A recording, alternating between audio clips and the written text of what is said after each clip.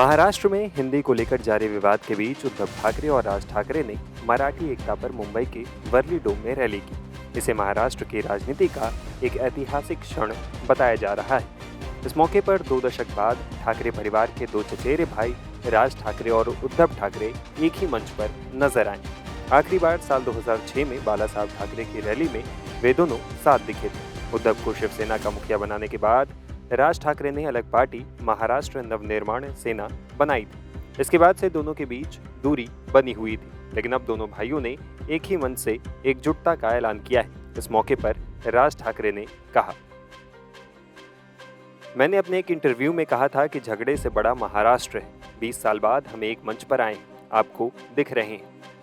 हमारे लिए सिर्फ महाराष्ट्र और मराठी एजेंडा है, कोई राजनीतिक एजेंडा नहीं है। जो बाला साहब ठाकरे नहीं कर पाए, जो कोई और नहीं कर पाया, वो देवेंद्र फडणवीस ने कर दिखाया, हमें एक कर दिया। आपके पास विधान भवन में ताकत है, लेकिन हमारे पास सड़कों पर ताकत है।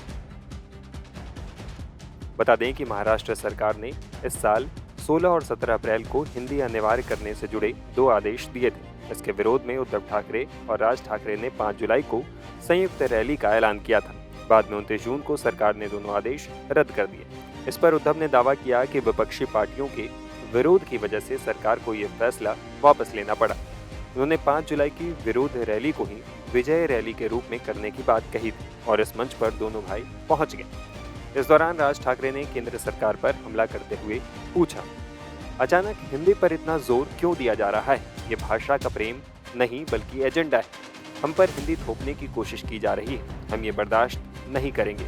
जब हमारे बच्चे इंग्लिश मीडियम में पढ़ते हैं तो हमारे मराठीपन पर सवाल उठते हैं, लेकिन जब बीजेपी नेताओं ने मिशनरी स्कूलों में पढ़ाई की तब उनके हिंदुत्व पर किसी ने उंगली नहीं उठाई।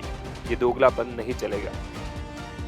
राज ठाकरे ने हाल ही की मीरा रोड की घटना का भी जिक्र करते हुए आगे कहा, अगर झगड़े में किसी को थप्पड़ मारा गया और वो गुजराती निकला तो क्या करें?